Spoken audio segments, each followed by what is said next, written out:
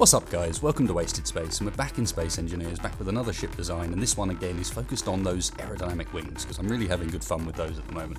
Although in this case, because I'm using the wings in a relatively standard way, it's also more about another bit that I mentioned last time to do with landing.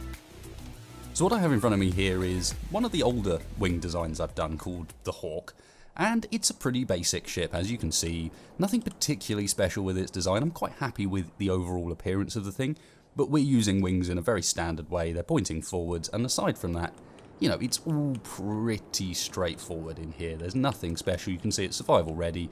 Got a couple of reloadable rocket launchers on the bottom, and then a sort of spread of Gatlings around the vessel, all lined up in a sort of...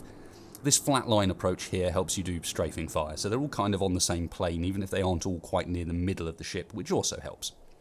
But aside from that, you can see it's pretty standard, other than I've gone whole hog with this one as far as the aerodynamic wings are concerned. So there is no up and down thrusters on this at all, and the only side-to-side thrusters are these.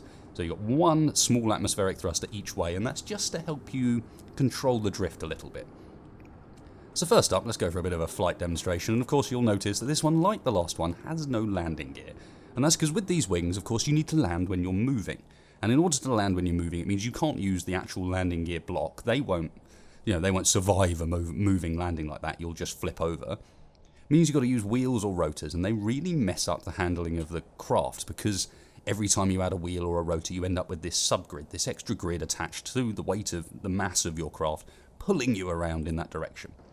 So yeah, first up, let's go for a little flight demonstration. Take off vertically as usual. Normally I find that I end up putting enough thrust on these things to make them handle right, that they can do that. They can hover on their rear end, which means you've always got that option when you want to slow down to do the whole sort of that maneuver where you go upright and let the wings themselves slow you down. Although you'll see on this one, it takes a lot longer because there's a lot less thrust in order to help you do that. But anyway, aside from that, it handles much as you would expect, so much more like a plane and much less like whatever that last thing was, because that handled a bit ridiculously. So on this, you know, you will need to bank for turns, because if you don't bank for turns, then you're going to drift sideways massively. So look, we can turn, and you can see how much we're actually still going sideways rather than forwards at this point, and it's only...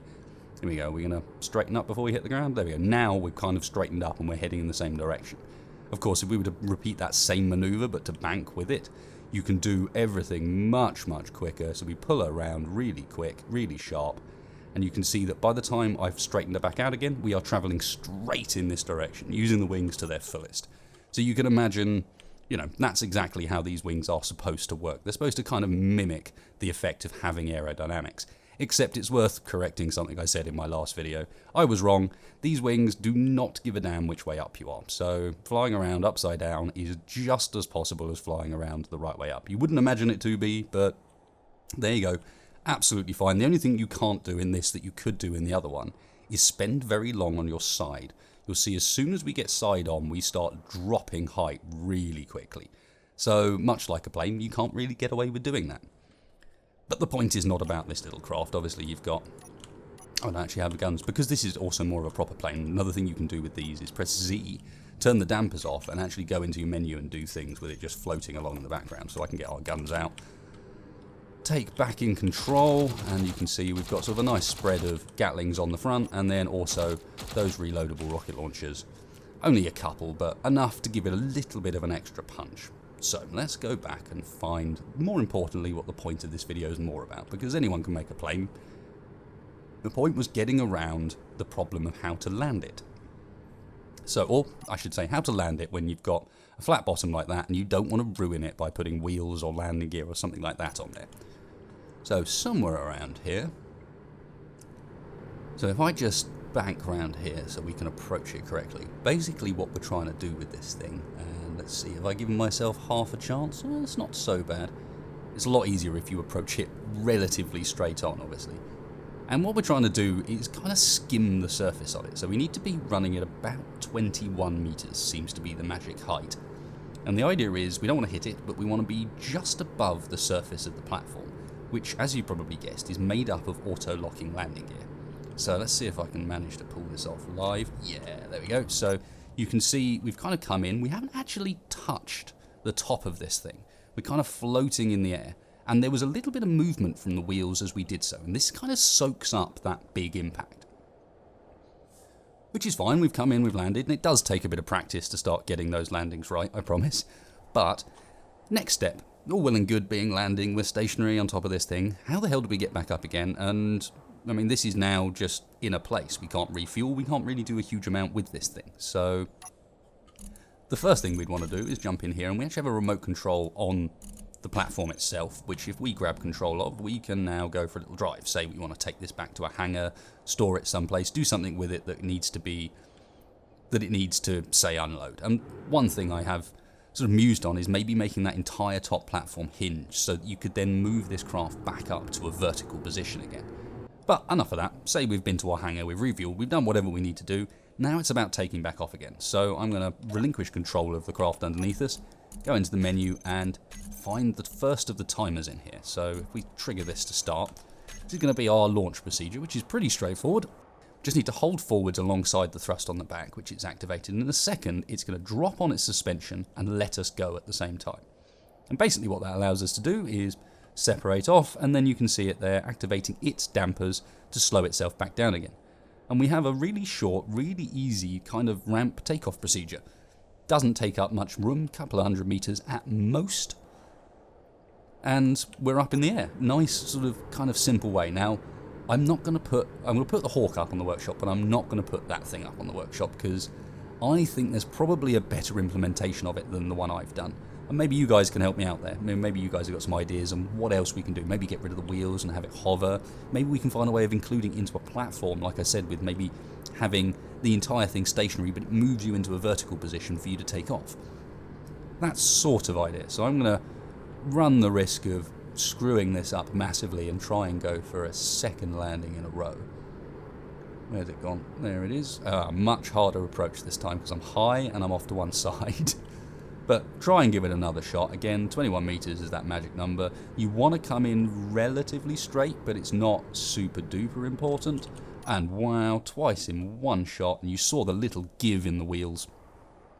And that's basically the concept behind this. So if I just quickly show you how it's put together, it's not very complex. We've got thrusters on either end. These ones are off because those are the ones that are actually forcing us for the takeoff. These ones are on because they're the ones that are going to slow us down when we land, and after we've taken off it slows the platform down. And you'll notice the whole thing's painted so we know which way round we want to be approaching it from. And then wheels are set super duper soft as to try and both absorb the impact of the ship landing, but also mean that you can use this on relatively rough terrain. It doesn't have to be perfectly flat like this. And then finally, under here, we've got a few timers to make it work. And the important one's the one that's flashing. So we go in here, find the timer set up at the bottom. This one here is kind of the sort of release. No, it's not. This one here is kind of the release process. So that's turning everything off, but also this is resetting the wheel height. So by default, all these wheels are set to maximum height offset. However, on that one there, it drops that, which means they lose 1.5 meters. They drop that far down, allowing the plane to separate really easily. The problem is there's no way of putting it back up to maximum easily. So what it does instead is start this last timer, which is looping over and over again that adjustment. So you have to stop it in order to not mess it. But if I stop that and go in here, you can see this is looping. It's all still messing with me. Yeah, this is what happens if the timer's unfortunately running while you try and adjust things, as it does this fun time. But you should be able to find, yeah, we're looping this decreased suspension travel in order to reset the height back to what it needs to be for that landing procedure. And then everything's ready to go for the next time. There is a sensor on here. I was originally going to do a sensor-based setup. Ended up not using that because it was a bit too finicky about how the sensor fields were detecting stuff. In the end, though, I'm pretty pleased with how this turned out. I think it works quite nicely. So what I'll do is jump in, go for a final takeoff while saying thank you very much for watching. Hope you guys enjoyed this video. Obviously, I'm going to stick the Hawk on the workshop, not going to stick the landing platform on the workshop. I'm doing the wrong things. But if you do like the look of this, fancy a little fly around, then by all means go and grab that off the workshop and have a bit of a laugh with it. I'm going to come back with hopefully like a revised prototype of this takeoff thing, because while it's a nice starting point, it's not all the way there yet. But as you can see, it does kind of work nice and reliably, and the braking of that thing's nice and fast, so it's a relatively small area. If you did like this video, guys, please hit like, please hit subscribe. It does really help me in the channel out. And if you didn't like the video, obviously you know where the dislike button is, but at the same time, please hit me up down in the comments below. Let me know how I can improve and make them more enjoyable for you. So cheers, guys. I will catch you next time.